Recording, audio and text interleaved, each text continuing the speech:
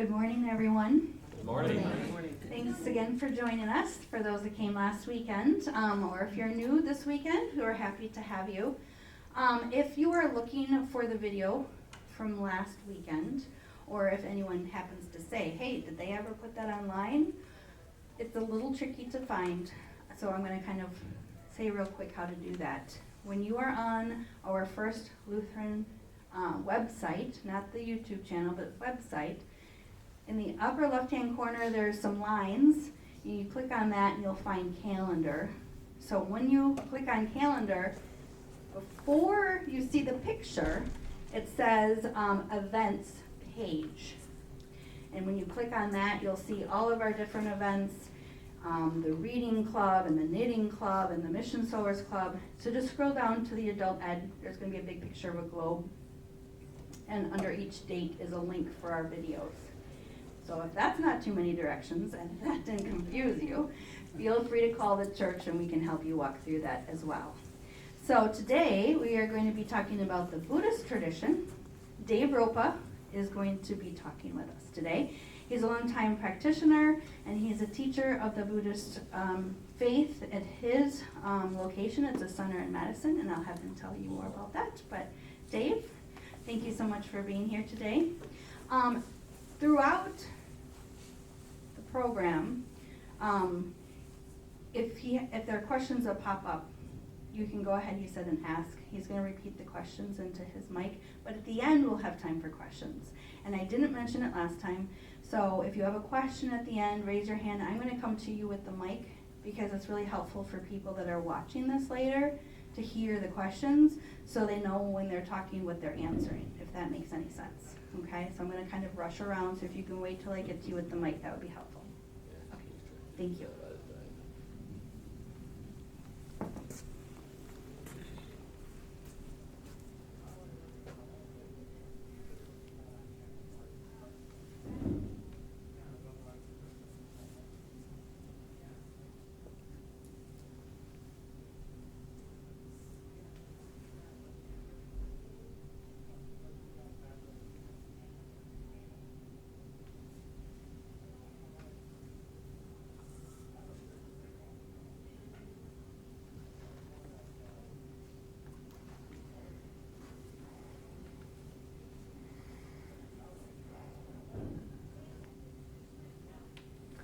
Good morning, welcome.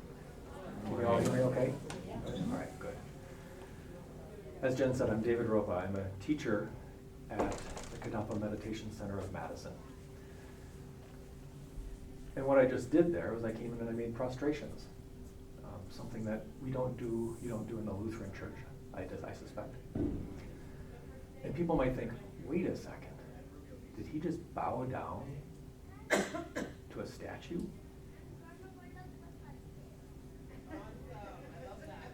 From a Buddhist perspective, we aspire to be a completely pure being, a Buddha.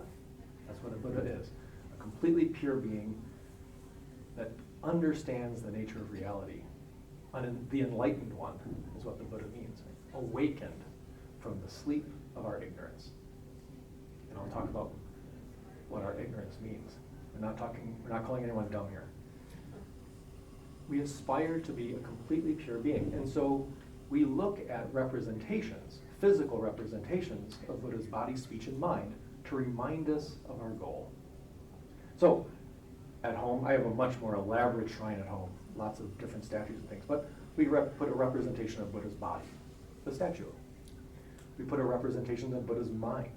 This is called a stupa.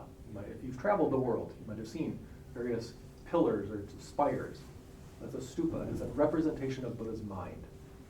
And then we put a representation of Buddha's speech, a text. Maybe something the Buddha said, or a text that explains what Buddha said. A representation of Buddha's body, speech, and mind. It's my aspirational goal. One day, I hope to become a Buddha. I hope to become enlightened and understand all reality. From a Buddhist perspective, every living being has that potential. I'll say that again because it's profound. From a Buddhist perspective, every living being has the potential to become a completely pure being, a Buddha.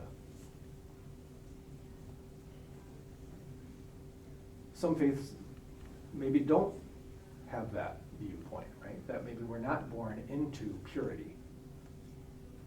We are born with this potential, a seed that's on our mind. So our mind is a formless continuum with no beginning or end. And so from a Buddhist perspective, our mind has existed forever.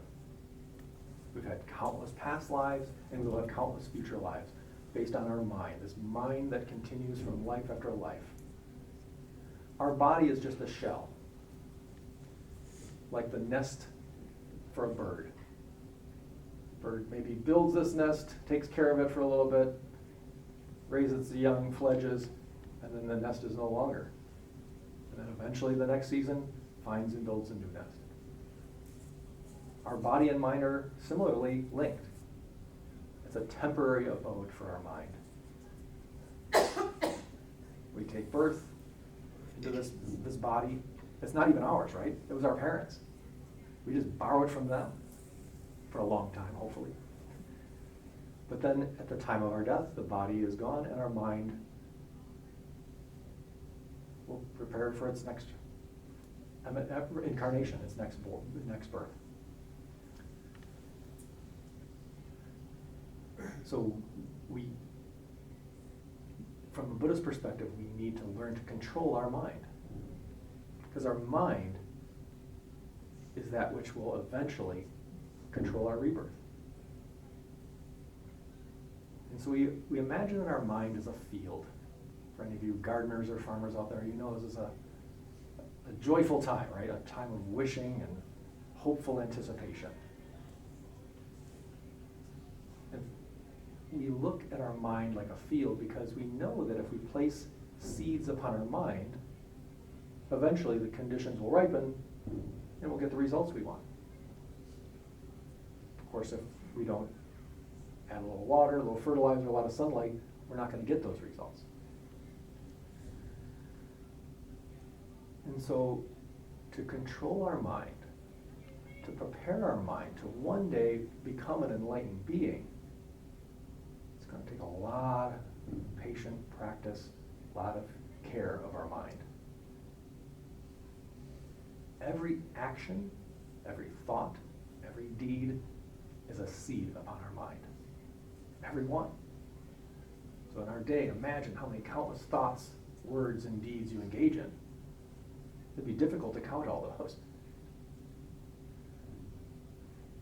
And so a major part of what we do with our aspirational goal to become a Buddha is to learn to watch our mind and eventually control our mind and eventually place as many positive seeds, positive imprints upon our mind as possible.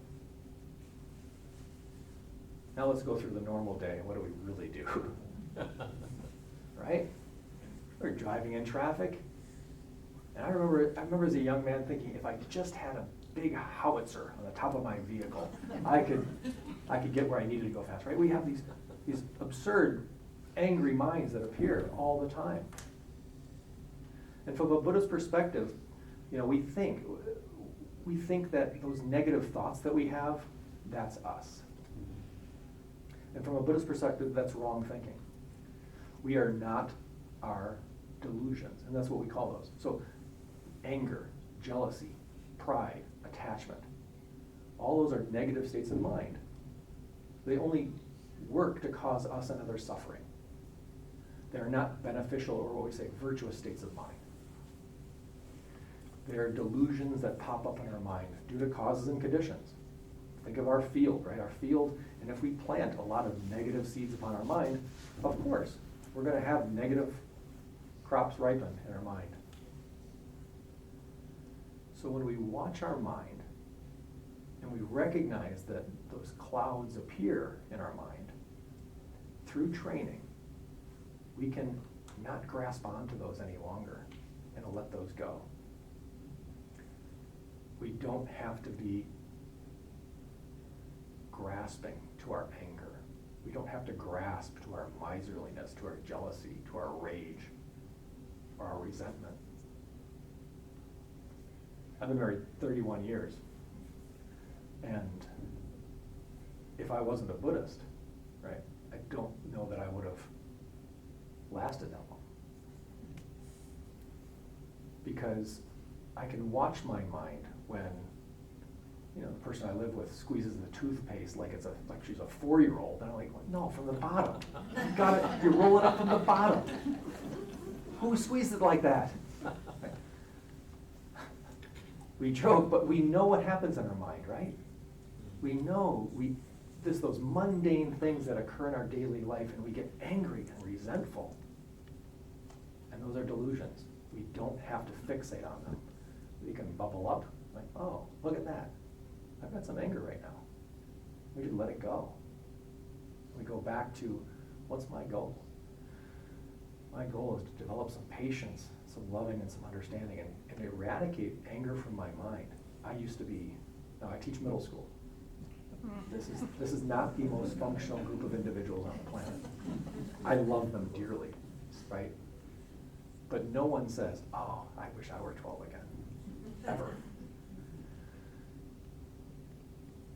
Through developing patience. When I first started, I was a shouter, angry all the time, and I realized, oh, I've got a lot of anger about this. That's not working. It's causing other suffering. And so over time, I was able to watch that and just gently change my response to situations I didn't want. There are so many situations we don't want that we get. So one of the basic practices of Buddhism is called mindfulness. We try to watch our mind in its response to situations. Always in the goal to try to eliminate our negative or harmful states of mind, our delusions, and to nurture, ripen, and grow our virtuous states of mind. Those virtuous states of mind, giving, not just material things, but giving love, cherishing others. You know, my goal today is that by sharing Buddhist practice, it enriches and enhances your own spiritual practice. Because I can't help but look at the quotes up here and go, oh yeah, that's Buddhist. I mean, from my perspective, right? So who was Buddha, really? Let's start with a little historical context. Buddha was born Prince Siddhartha in India. So his father and mother were king and queen of a region. And then when he was born, oftentimes people in power, they would bring their child to like a seer, a mystic. And they would say, this child is going to either be a king or this child is going to be an enlightened being, a spiritual leader. And the king and queen definitely did not want their child to be a spiritual leader. They wanted him to be a king. So they raised him as a prince, gave him the best education possible, the best resources. And they never wanted him to leave the kingdom. They wanted him to stay. But through his growth and through his life, he eventually, even though he was insulated in this beautiful palace with all the comforts of the world, eventually he came in contact with people who were sick, people who were dying, and eventually the dead. And he was so moved by that. He's so moved by recognizing that even though he had incredible conditions, at that point he was powerless to stop the process of aging, sickness, and death. So, based on his wish, he decided, I must find a way to guide people through this birth, aging, sickness, and death in a way that's meaningful and in a way that allows them to take a fortunate rebirth. And so he left the palace, much to his family. His family tried to trap him in the palace. And he left, escaped, and for 6 years, meditated, watched his mind, until eventually he discovered this middle way of not giving up all material possessions, and certainly not seeing that all material possessions are the way to happiness, but rather the practice of non-attachment. He also explored the nature of reality. How do we see the world? And Buddhists see the world in a way somewhat differently than conventional reality, right? Conventional reality, we believe that there are people out there and they make us mad. Their actions, whatever they did, that's what made me mad. You said this to me, that made me mad. Or this object is beautiful, I want this. This partner is not working for me anymore, I'm gonna go to this partner. This house is nice, but boy, wouldn't I be happier if I had a bigger house or a different house or one on the lake. At least I can get there on the weekends, maybe a timeshare, I don't know. So, like we believe that all these things out there are gonna make us happy or are the cause of our suffering. And Buddha said that's not the case. Everything we believe, everything we feel or know is dependent upon our mind. Whether you are happy or not is dependent upon your mind. And you think, wait a second, is that true?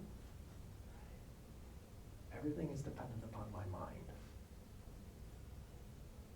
Well, think back to that, maybe a first love. That maybe when you first fell in love with someone, that person was perfect, right? And captivating, entrancing, nothing about them was wrong. And over time, what happened to them? Did they change? No, they were the same person as always. Our relationship to them changed. We started to see, oh, I see flaws now. I don't like that about that person. Our mind changes based on our conditions.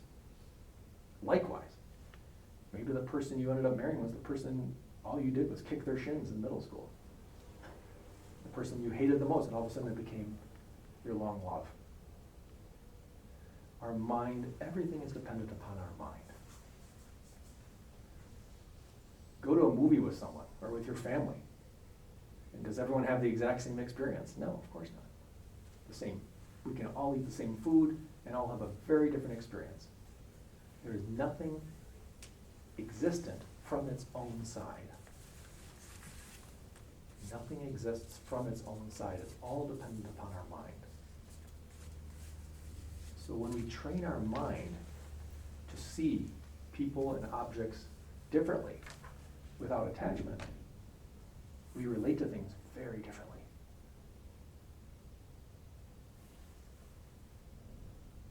When someone has a difficult situation, many times maybe they're overwhelmed with grief and anger and frustration. Through training, even the most difficult circumstances can be one in which we can still maintain a peaceful, happy mind. It's radical. It's absolutely radical to think that even at the time of our death, we can maintain a peaceful, happy mind. I've watched this up close. One of my person I practiced in my tradition with for, over 25 years. I met him at one point, and he was, before he became ordained. So ordained, of course, he wears robes. In my tradition, we have both ordained monks and nuns who take a number of vows and then put on the robes, shave their head, and live a life of an ordained Buddhist monk or nun. And so he ordained probably at the age of, he must have been 70 at the time. And about a year and a half ago, his body succumbed to cancer. But the entire time of the death process, I've never watched a happier, more peaceful passing. Just saying prayers the entire time as he died. He was able to control his mind, even in terrible, I'm certain he was in terrible pain, but never complained, just maintained this happy, peaceful mind. It's what I aspire to. Because I know I get a thumbnail, like a sliver, and I'm crying like a baby, right? It's just our body. And so through training, we can learn to control our mind and not go to anger the minute something happens that we didn't expect. Patient acceptance. If we can change it, we do. Right? We don't just sit there and endure because, oh, I'm a Buddhist, I'm just going to put up with all this pain and suffering and let people, treat me badly. No, of course not. In fact, my practice helps me become brave. To have conversations calmly and patiently and lovingly saying, hey, those words you said were really hurtful and harmful. I wonder if there's a different way you'd like to speak to me. Our tendency is typically like, somebody said something bad, we're going to lash out right back at them. But through time, when we learn to patiently accept some situations, eventually they have no power over our mind. We recognize, oh, that's a delusion. Normally I would have gotten really angry about this situation. I can just happily endure this. It's going to go away. It's just temporary. Just a temporary experience in my mind that I can let go. And if I can fix it, yeah, I take my medicine or I do what I need to do, get my tweezers. But I can do that with a happy mind.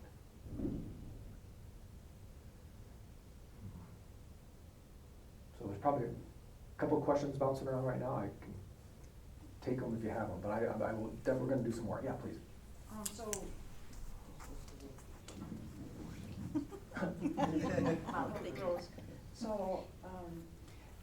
You are looking in, and all Buddhists are looking in.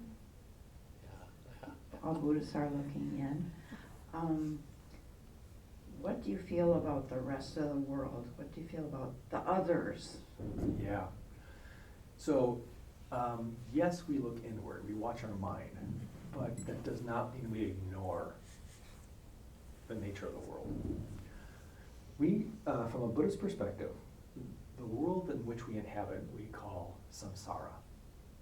Samsara. So when Buddha first became enlightened in Sarnath, in India, he turned the wheel of Dharma, which means he began teachings. And his first teaching was, there were the Four Noble Truths, you might have heard that before, but the first noble truth was, you should know suffering. You should know suffering, K-N-O-W. What he means is that you should recognize that the world is in the nature of suffering. Everything we experience is a temporary happiness. The happiness we feel after eating is temporary. We think, oh, we go to our favorite restaurant, we sit down to eat, we're so hungry, we eat, and then we're full, and like, oh, I ate too much, now we're sick again. And then it goes away, oh, now I'm fine. Now I'm thirsty. I get a drink. So everything we do, just a temporary cessation of our suffering. These bodies are going to get sick, they're going to age, they're going to die. And then we were going to take another rebirth. Samsara, by definition, is the uncontrolled process of birth, aging, sickness, and death. Rebirth, aging, sickness, and death. And life after life after life. So you should know suffering. You should know that you're going to have to experience this life after life after life. Unless we change our relationship to our objects of attachment. Our food, our clothing, all of our material possessions, our loved ones. The way that we engage with others, we often see others as, how can you make me happy? I said I love you. Are you going to say you love me back? Right? So the way that we relate to others is oftentimes out of our self-interest rather than out of a desire to cherish others. Love is wishing others to be happy.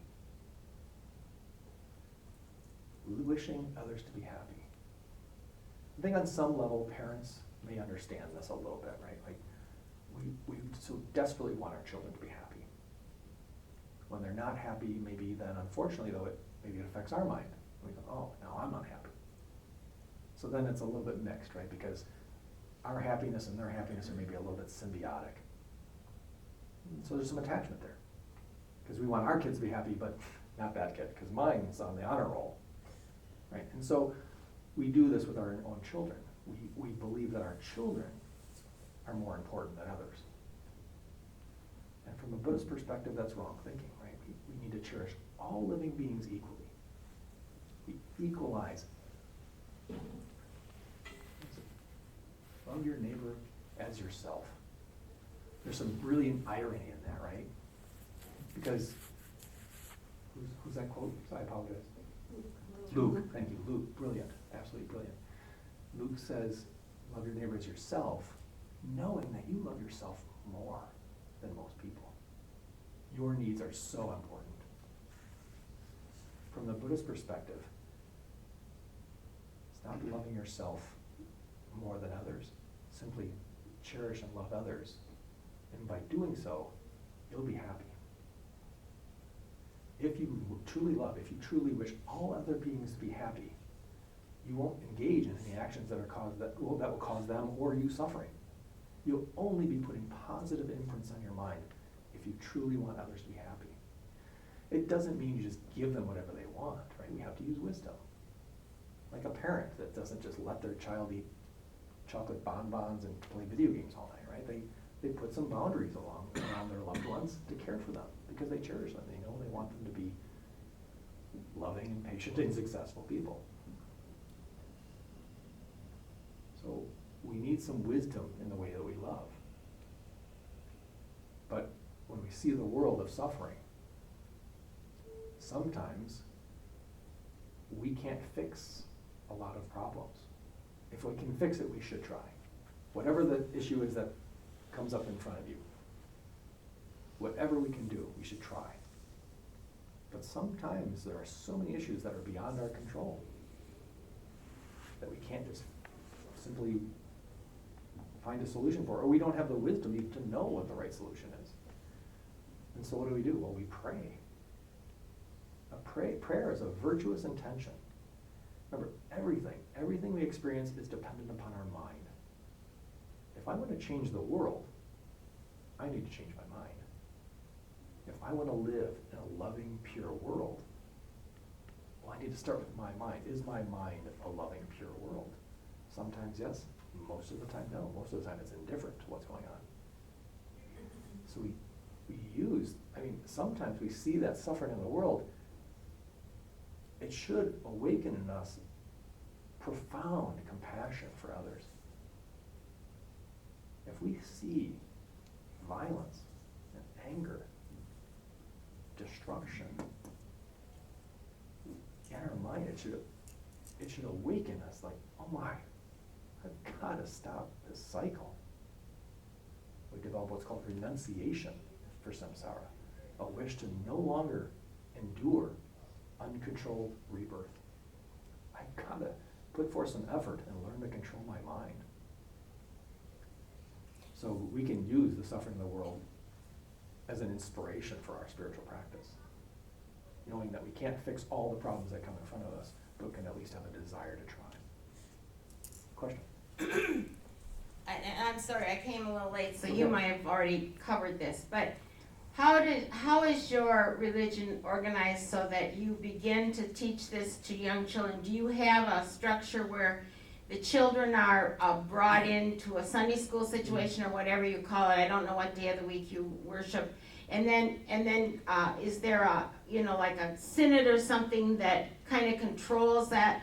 I've only had the experience, my brother-in-law married a woman from Thailand who continued to practice Buddhism, but so I'd see the Buddha, but I didn't know anything about anything else other than some other, how people reacted to it. Sure. And but I was just kind of curious how you teach that from the little on. Yeah, sure, great question. our center, Kadampa Meditation Center of Madison, is one of about 1,500 Kadampa centers around the world. Each of them, though, is its own kind of independent, nonprofit, grassroots organization that is part of this broader structure called the International Kadampa Buddhist Union of the New Kadampa tradition. So what that means is my spiritual guide and founder of the tradition, Geshe Kelsing Gyatso, he was Tibetan. In 1976, he was invited to England to teach Buddhism. Kind of like this, right? Hey, tell us about Buddhism. And so they invited him to come, and he stayed, and he recognized that Westerners needed help. They had amazing material and technological progress, so advanced, and yet none of them were happy. And so he started by teaching Buddhism from a Tibetan point of view, but he realized that, in Tibet, the 8-year-olds are taken, they live in a monastery, like they grow up, he said that was not gonna work in Western. Like, no one was giving up their 8-year-old to go live in a monastery and memorize Buddhist texts. So he had to rethink things, and so he got permission from his teacher to translate Tibetan texts and practices to make it modern, to make it available and accessible to people of the modern age. And he wrote 23 books translating countless Buddhist texts. The Buddha gave 84,000 teachings. And so he summarized those, put them in a way that are usable. In addition to, we have daily prayers that we do when people die, when people need healing, countless different practices that we engage in.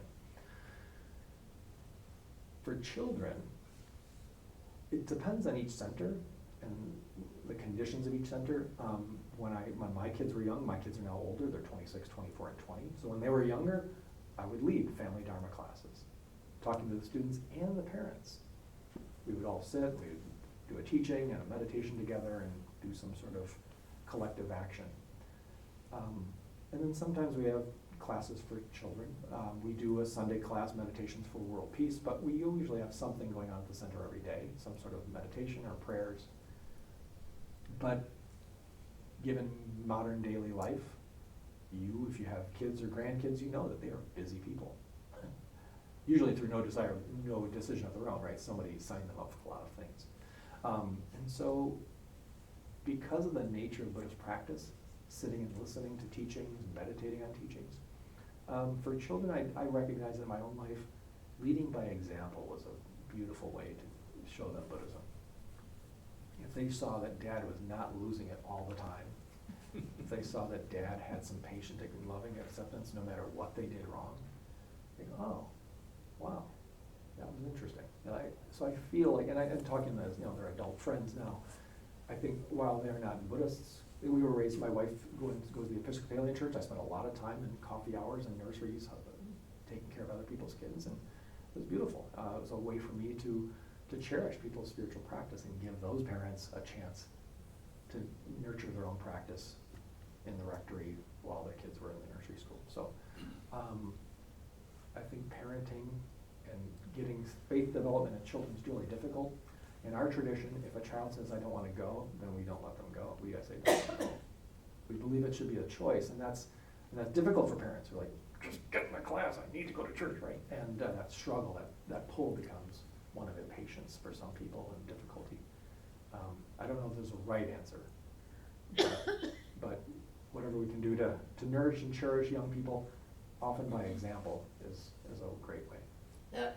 The center you speak of, is that the one over by Oregon? No, so the Tibetan community has a spiritual center called Deer Park in Oregon. Yeah. But I am not Tibetan. There's only a couple Tibetans in our tradition, and Geshe-la is one of them. So our center is on Park Street, 1825 South Park Street in Madison. When I had the experience of going to the funeral for my sister-in-law, and that was held, I think it was like a temporary temple or something. It was in a garage, but I'm not putting that down, I'm just saying that's where they had set up. And is there a reason, they kept, of course, going in there. I really had been with the Lutheran traditions. I didn't realize they kind of followed a script, and they used this big gong for, I don't know what that, could you explain the use of the gong and then her sons all had shaved their heads and put on the robes of priests, even though I don't think any of them practice. Right. But they did it in respect to their mother. Right. And then we were all given a glass of water to show something. I think it was that she would be passing on through with, I don't know exactly, but we were very respectful of her traditions, and so, but it was a very interesting experience. So, again, there's a culturally practiced way of Buddhism and a culture of how to handle a death, what we call a POA practice. POA is a practice where we recite some prayers with the intention of trying to help that person take a more fortunate rebirth or experience rebirth in a pure land. But what you described is very culturally Thai, whereas I'm not from Thailand, and so I don't my practice is not mixed with Thai culture or Tibetan culture or Chinese culture, right? So Buddhism has gone all over the world, and so in our practice we try to just maintain a modern practice, right? So that while there are statues of Buddhas, we make offerings every day, maybe put out water offerings and things, it's not particularly one culture or another. So I can't speak to exactly the meaning behind each one of those practices, but ultimately everything we do at the time someone dies is we all gather, maybe we make offerings and prayers to help that person take a more fortunate rebirth, hopefully in a pure land where they can finalize their path to enlightenment and become a Buddha. So that's the nature of what we would call a funeral, right? But we call it a POA. Yeah, another question? Sorry. No, don't apologize for asking questions. I have a whole lot of questions. That's good. How do you experience aggression? Do you experience it? Yeah, sometimes. Yeah, it's still, I mean, I have not completely eradicated anger from my mind, if I'm perfectly honest. It's getting better. I mean, I was a punch the wall kind of guy growing up. But it diminishes over time. And again, every time a delusion arises, we try to let it go. And you can tell when we've lost it, right? You can tell when you've met your limit and you're like, oh, and you ask for forgiveness and you try to make a mental wish, all right, I'm just gonna not have that happen again, or try. That's why we call it a practice, right? You know, I see how you can do that individually, but what about war? What about Phnom Penh, where there's mass? Yeah, I mean, from a Buddhist perspective, war is anger taken to the most extreme level, right? I mean, and I know, having been in there, spent a lot of time in the Episcopal Church, there's always been discussions of like just war and types of things like that. I personally am a pacifist. I don't believe we should kill anything, not even insects, right? I try not to kill. When I drive, a month from now if I drive here, I'm probably gonna inadvertently kill some insects. That was not my intention. But we know that just living in this world of suffering, we're going to cause harm. Our intention is not to. And then our intention, right, this virtuous intention. So, should we ever kill? We shouldn't kill. We shouldn't have the intention to kill. We shouldn't even plan to kill. Because we're mixing our mind with this violent, angry thought. And yet, if someone is threatening your life, you should defend yourself. You should never just willingly be killed just because, I'm not a violent person. If we can maximize our time on this planet, we can maximize how much time we have to help others, to develop compassion for others. The longer life we live, the more opportunities we have for that. And so, yeah, we should not immerse our mind with anger, but we can defend ourselves without anger, right? I do believe that Jesus came in contact with Buddhism. Buddha was born 2,500 years ago, a little bit over that. And And when I look at the radical thinking and teachings of Jesus, absolutely radical, right? Like love, compassion. There was no fire and brimstone. There was no eye for an eye, right? It was love your neighbor. Just immensely patient. Speaking truth to power. Loving all living beings, right? Not just those who are rich and powerful. Quite the contrary. Speaking out against, the pursuit of wealth. And when he is on the cross, so we have a meditation called Taking and Giving, where we imagine ourselves taking on the suffering of all living beings in the form of black smoke and using it to destroy our own self-cherishing, our own anger. I mean, Jesus did that, right? He took on the suffering of all living beings. So I think there's some beautiful parallels there. Question? You've mentioned that you should defend yourself if confronting aggression towards you. Do you train in defending yourself? Well, I used to run a lot. I know. Your feet never let your mind take a beating. Yeah, right. I mean, run away, right? That's a great defense mechanism, right? Are you all vegetarians? It's interesting. Buddhists don't have to be vegetarian or vegan. Ultimately, I think that does happen. I am a vegetarian, and I think, we can get attached to anything, including our point of view, right? And so early on, I would say, nothing worse than an early vegetarian, right? Because they're so strong in their views, like an ex-smoker. But I think, if vegetarianism is an intention not to harm others. But if I'm invited to someone's home and they don't know I'm a vegetarian and they serve meat, I'm not gonna go, oh, no, I don't do that, right? So you don't wanna have your practices get in the way of people's happiness. So, whatever somebody puts in my begging bowl, as they say, I'll eat it. But typically I'm a vegetarian. But it's not required of Buddhist practice. There's a lot of places in the world where it's hard to get protein. So you find out, eat the food you can. Question? Yeah, I have a twofer. All right. And they're not necessarily related, although maybe you can do that for us. I'd like you to go back and answer the gong question. Oh. Not necessarily because I'm interested in gongs, but the whole idea of sound in corporate gatherings, worship. I'd like you to speak briefly to that. Then I have a memory in my mind as a young man. I saw this on television one night. In the height of the Vietnam War, there were a group of monks, I believe they were Buddhist, who self-immolated on camera. And my parents had no answers. And I don't really have an answer too, but could the tradition, the Buddhist tradition, as you have come to know it, speak to that? Sure. First up, gong. Yeah. I mean, bells, we use bells. So there are certain practices we do where, we're making prayers and offerings and we ring bells and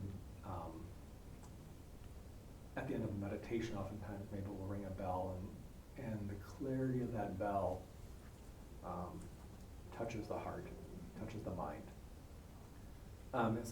It's a beautiful reminder. I mean, let's face it, music, right, can be so inspirational at times. Not always, right? Sometimes it depends on the mind. Sometimes, when is this song gonna end? Or why is that person out of tune?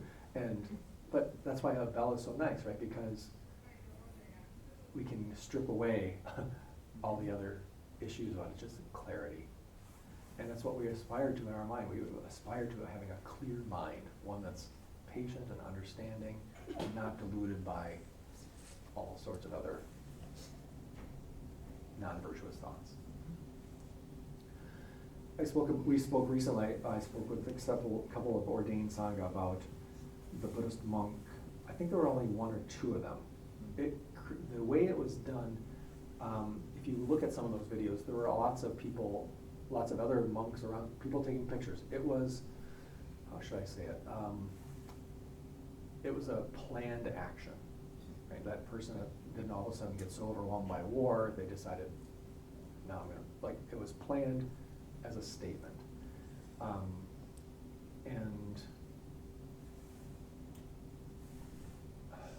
to speak to the person's faith who self-immolated, but it seems to be a disregard for Buddhist teachings.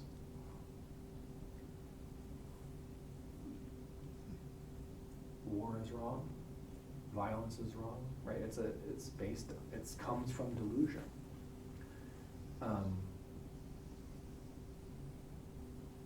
I don't know that helped alleviate the suffering of others. Maybe it did. But it's not part of, the Buddha never said, in answer to war, we should kill ourselves.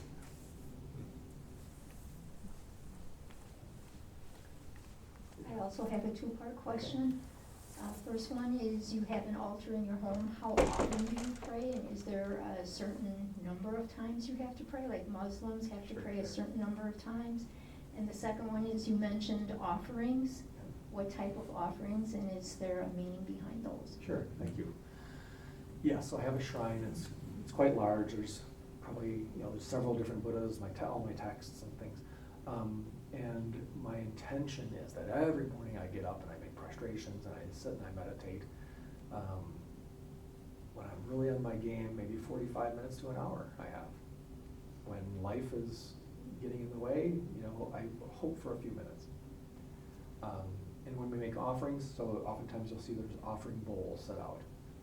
And so there's 7 bowls most days, and those are the 7 offering substances.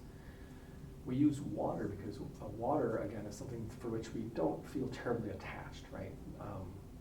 We can imagine that water is something else, and so we imagine that it's water for bathing. So if you were to invite someone in your home, again, remember Buddhism originated in India, in Tibet. But when you welcome someone in your home like a good host, you would treat your guests with all sorts of things. And that's what we're doing when we are making offerings, right? We are inviting the Buddhas into our space. Please touch my heart. Please sit on my crown and imagine that these Buddhas are with me there. And so we are trying to welcome them into the space. From one perspective, the Buddha's already there, right? They pervade all space. The problem is my mind. How do I train my mind to get a sense that Buddha is there at my heart? And so I put out some offerings, and so we got water for drinking, water for bathing, flowers, light, incense, perfume, and food. And so those 7 bowls represent those 7 offering substances. If we were having somebody come for a holiday to visit our house, we would give them all those things to make them welcome. And that's what we try to do that.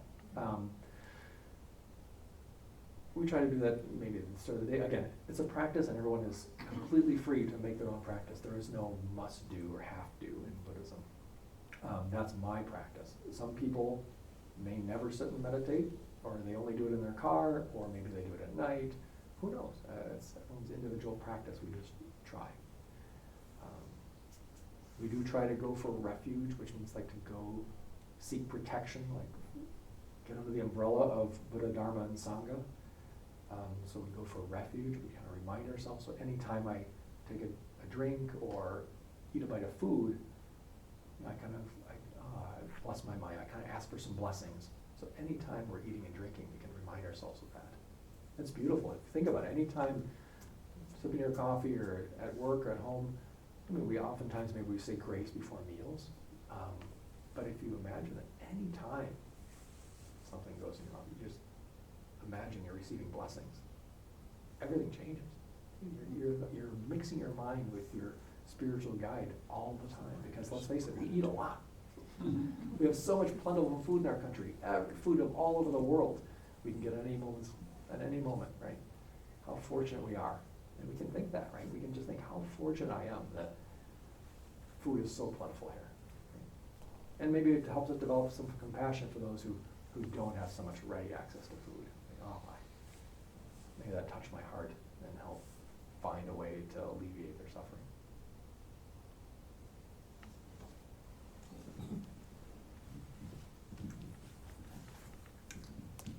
Have you ever visited the Thai Buddhist temple, is it called a temple or a shrine or whatever in Oregon? Well, Or is Oregon it- is Tibetan. Oh, Tibetan. But I haven't. It's, typically, I practice what my spiritual guide teaches, right?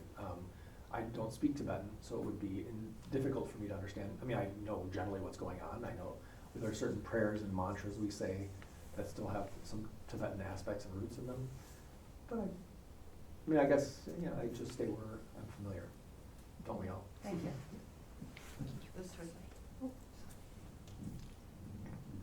Do you have the equivalent of, you know, Christians have missionaries they send out? They think it's, you know, they've got a good idea, they want to spread those ideas, or like the Mormons have to go out. Yeah, so I kind of jokingly with Jen said before, she's like, do you have any literature to hand out or anything like that? I said, no, I'm not here to bring anyone to my center, right? Like, no, we don't. We only teach when asked. And so the only reason, because you asked, we are so happy to teach. But it's a really important aspect of our faith is that we only give teachings when asked. I'm just trying to get this straight in my mind. When we believe that Jesus died on the cross to save us from our sins, and that we don't really worship a symbol. So when I see that Buddha, are you really worshiping the symbol or the spirit of the spirit that is extended from the teachings of the Buddha?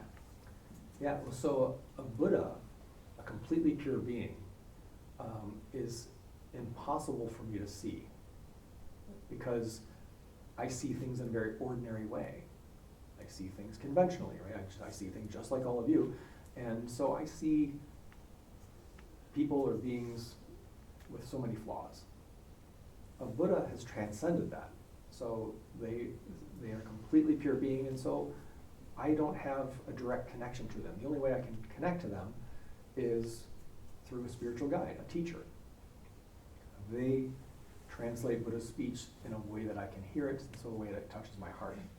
When I see a symbol or an image or a statue of Buddha, that reminds me of that aspect of my life that I aspire to. So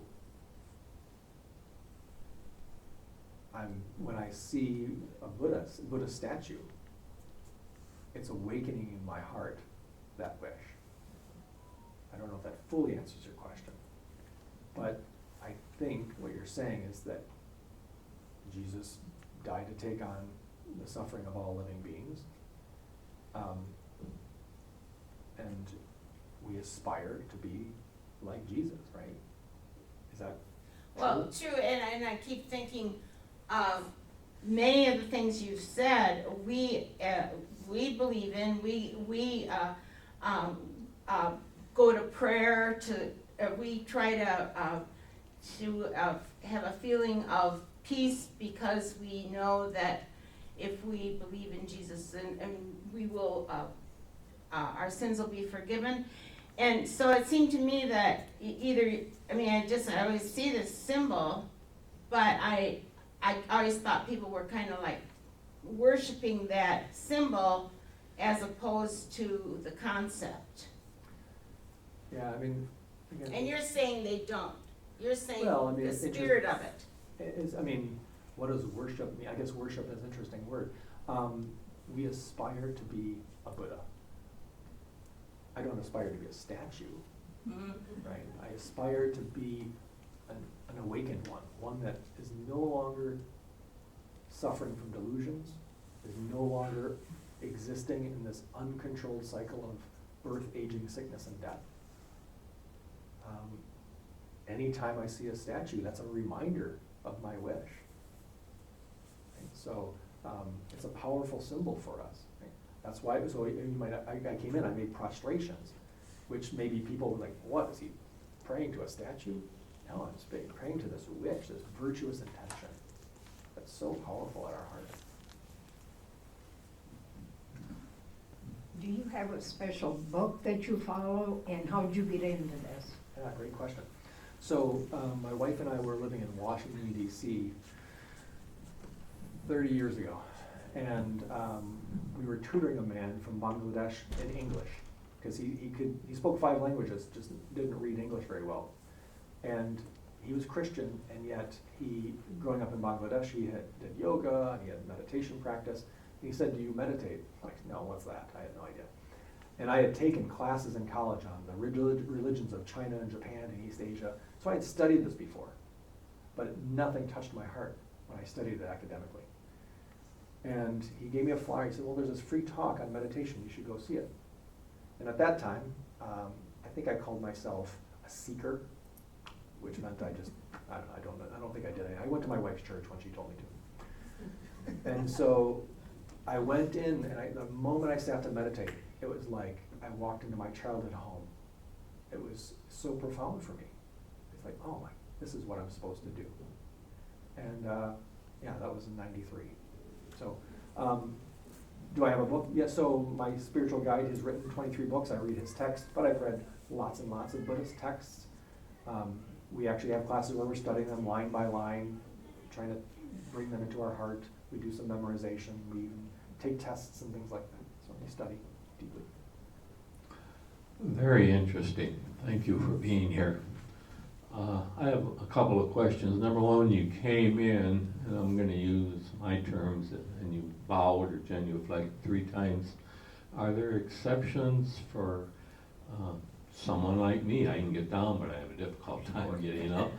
However, that might be approached. Secondly, India is rapidly approaching population to where they're going to be greater than China. And is India the mainstay of your membership in Buddhism? And where does Buddhism rank on the world stage? Thank you. Yeah. Yes, you can prostrate. I mean, the prostration is a mental action, but it can also be physical. We can mentally prostrate simply by thinking we're prostrating to our wish or aspiration. Or you can just do, not even bowing down, just do it like this. There are full life body prostrations which we do, so it's really dependent upon the needs of the practitioner. India is predominantly Hindu. It does, I think it's maybe 8 or 10% Buddhist, not very high. Hindu and Muslim. So India is not a big part of, I mean, the world religions, right? Christianity, Islam, Buddhism, I think are the top 3. I think Buddhism is probably 3rd or 4th, something like that. We try not to keep count. But does that answer all your questions? The fact that the little shrine or altar is facing primarily east, is there any implication to that, such as the Muslims? No, you set it up where it works in your house. Okay. Right. Just happened to be that. Yeah, right.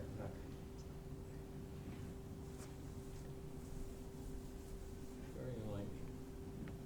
Very good. Speaking to conflict, in history, religion has always seemed to be all too often dead center involved. Would you speak to that? Sure. As the Buddhist, the Hindu, and Yep. those religions? Well, without a doubt, I was talking with a gentleman earlier, religion, when faith and politics are mixed, faith can be used as a bludgeon. We see it in Myanmar, we see it in Sri Lanka, we've seen it in China and Tibet and Nepal, from a Buddhist perspective, right? Yeah, Thailand, Laos, Vietnam.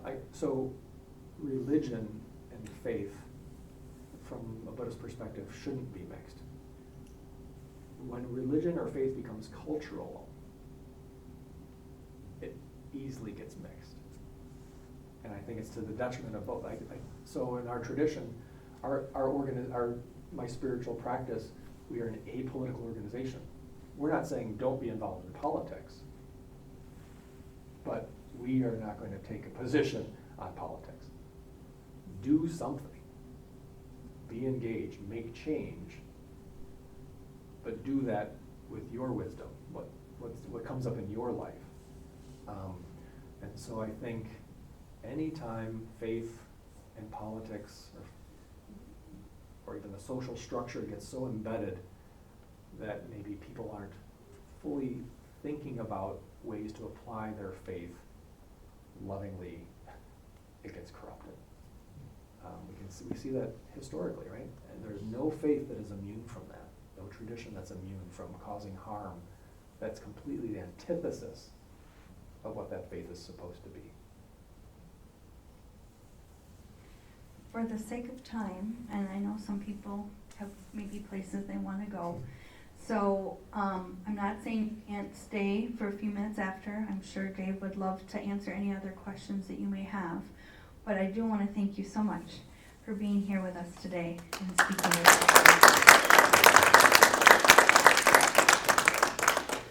We have a little appreciation gift. This is from the Mission Source, actually, and Margaret, this might even be one of your creations in here.